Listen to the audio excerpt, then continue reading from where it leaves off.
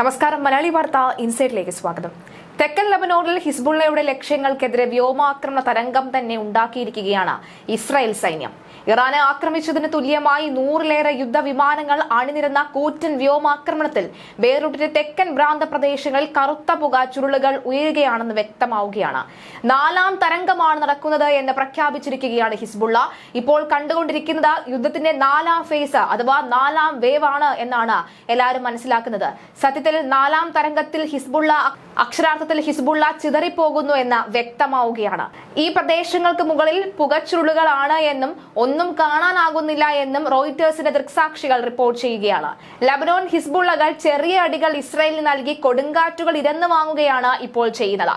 ഹിസ്ബുള്ളക്കാരുടെ നേതാക്കളെയും അതുപോലെ തന്നെ മറ്റ് സൗകര്യങ്ങളെയും അവർ ഉപയോഗിച്ചു വരുന്ന ആയുധങ്ങളെയെല്ലാം തന്നെ ഇസ്രായേൽ തകർത്തെറിയുന്നു എന്ന് വ്യക്തം.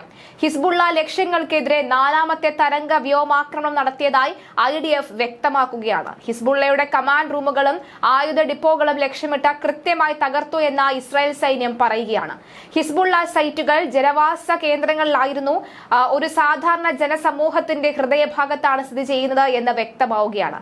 അതേസമയം ഭീകര സംഘം മനുഷ്യ കവചങ്ങൾ ഉപയോഗിച്ചു എന്ന് ആരോപിച്ച് ഇവിടെ നിന്നും ജനങ്ങളെ ഒഴിപ്പിച്ച ശേഷം പ്രദേശമാകെ തകർത്ത് തരിപ്പണമാക്കിയിരിക്കുകയാണ് ഇസ്രായേൽ. ഇതിനിടെ ലബനോണിലെ ഇസ്രായേൽ വ്യോമാക്രമണവുമായി ബന്ധപ്പെട്ട് അതീവ ഗുരുതരമായ ആരോപണം ഇപ്പോൾ ഐക്യരാഷ്ട്രസഭ ഉന്നയിച്ചു കഴിഞ്ഞു. ലബനൻ ആക്രമണത്തിൽ 12 പാരാമെഡിക്കൽ ജീവനക്കാരെ ഇസ്രായേൽ കൊലപ്പെടുത്തിയെന്ന് ലോകാരോഗ്യ സംഘടനാ തലവൻ പറയുന്നു. എന്നാൽ UN സംഘത്തിന്റെ മറവിൽ ഹിസ്ബുള്ളക്കാർ കയറിക്കൂടിയാൽ അവരെ രക്ഷിക്കാൻ ഞങ്ങൾക്ക് ആകില്ല എന്ന് ഇസ്രായേൽ തിരിച്ചടിക്കുകയാണ്. ലബനോന് പിന്നാലെ തന്നെ ഇറാനിലും ഫലസ്തീനിലും സിറിയയിലും ഇസ്രായേൽ പേജർ ആക്രമണത്തിൽ നീക്കം നടത്തുന്നതായി വാർത്തകൾ പുറത്തുവരികയാണ്.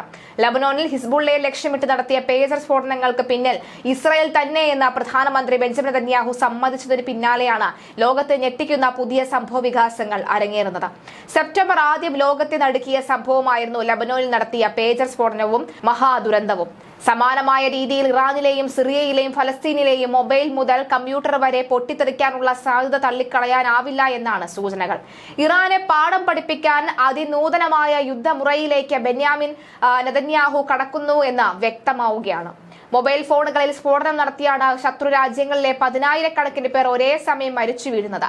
ലക്ഷങ്ങൾക്ക് മാരക പരിക്കുകളും സംഭവിച്ചിട്ടുണ്ട്. സെപ്റ്റംബറിൽ നടന്ന ആക്രമണത്തിൽ ഇസ്രായേലിന് പങ്കുണ്ട് എന്ന് ആദ്യമായാണ് നെതന്യാഹു സമ്മതിച്ചിരിക്കുന്നത്. ബെയ്റൂട്ടിൽ ഹിസ്ബുള്ള തലവൻ ഹസൻ നസ്രുള്ളയെ കൊലപ്പെടുത്തിയത് തന്റെ നിർദ്ദേശപ്രകാരമാണ് എന്ന് നെതന്യാഹു സമ്മതിച്ചതും മറ്റൊരു വാർത്തയായിരിക്കുകയാണ്. ലബനോനിൽ വ്യാപകമായി നടന്ന ആക്രമണത്തിൽ പേജറുകൾ പൊട്ടിത്തെറിച്ച 40 പേർ കൊല്ലപ്പെടുകയും 3000-ലേറെ പേർക്ക് പരിക്കേൽക്കുകയും ചെയ്ത സംഭവത്തിലാണ് വഴിത്തിരിവുണ്ടായിരിക്കുന്നത്. 30 മിനിറ്റിനുള്ളിൽ ആയിരക്കണക്കിന് പേജറുകൾ ഒരേ നിമിഷം പൊട്ടിത്തെറിക്കുകയായിരുന്നു. ഇസ്രായേൽ ട്രാക്ക് ചെയ്യാതിരിക്കാൻ GPS സംവിധാനം, മൈക്രോഫോൺ, ക്യാമറ എന്നിവയല്ലാത്ത പേജറുകളാണ് ഹിസ്ബുള്ള വ്യാപകമായി ഉപയോഗിച്ചിരിക്കുന്നത്. എന്നാൽ ഹിസ്ബുള്ളയെ ഞെട്ടിച്ചുകൊണ്ടാണ് അപ്രതീക്ഷിതമായ രീതിയിൽ ഇസ്രായേൽ സ്ഫോടനം അഴിച്ചുവിട്ടത്. അന്നത്തെ തുടർ സ്ഫോടനത്തിൽ നിരവധി ഹിസ്ബുള്ള നേതാക്കൾ മരിച്ചതിനൊപ്പം തന്നെ പലർക്കും ഗുരുതര പരിക്കുകൾ ഏൽക്കുകയും ചെയ്തിട്ടുണ്ട്. സംഭവത്തിൽ ഐക്യരാഷ്ട്രസഭ ലേബർ ഏജൻസിക്ക് ലബനോൻ പരാതി നൽകിയിരിക്കുകയാണ്. ഹിസ്ബുള്ള തലവന്റെ മരണം സ്ഥിരീകരിച്ചതിന് പിന്നാലെ ഇറാൻ ഇസ്രായേലിന് നേരെ മിസൈൽ ആക്രമണം നടത്തിയതും മറ്റൊരു വാർത്തയായിരുന്നു. ഇറാന്റെ അവകാശവാദം തള്ളിയ ഇസ്രായേൽ ഇറാന്റെ മിക്ക മിസൈലുകളെയും തങ്ങളുടെ മിസൈൽ പ്രതിരോധ സംവിധാനം തകർത്തുവെന്ന് വ്യക്തമാക്കിയിരിക്കുകയാണ്.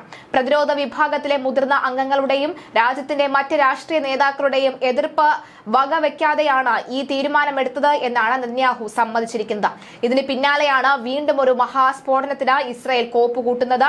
സെപ്റ്റംബർ 17 ലബനോന്റെയും സിറിയയുടെയും വിവിധ ഭാഗങ്ങളിൽ ഒരേ സമയം ആയിരക്കണക്കിന് പേജറുകൾ പൊട്ടിത്തെറിച്ചത്. ഇസ്രായേൽ സൈന്യം ലബനോനിലെ വിവിധ ഭാഗങ്ങളിൽ വിന്യസിച്ച ഡ്രോണുകളിലൂടെ അയച്ച റേഡിയോ തരംഗങ്ങളിലൂടെയാണ് ഈ ചിപ്പ് ആക്ടിവേറ്റ് ചെയ്തത്. ഈ തരംഗങ്ങൾ വഴി പേജർ ബാറ്ററി ചൂടാക്കി സ്ഫോടനം നടത്തുകയായിരുന്നു. പേജർ സ്ഫോടനത്തിന് പിന്നാലെയാണ് ഇസ്രായേൽ സൈന്യം ലബനനിലെ യുദ്ധം ആരംഭിച്ചു കഴിഞ്ഞത്. എന്തായാലും പേജർ സ്ഫോടനം ഇനിയും ഇറാനിൽ ഉണ്ടാകാനുള്ള സാധ്യതകൾ ഉണ്ട് എന്ന് വ്യക്തമാക്കുന്ന ചില റിപ്പോർട്ടുകൾ പുറത്തുവരുന്നു.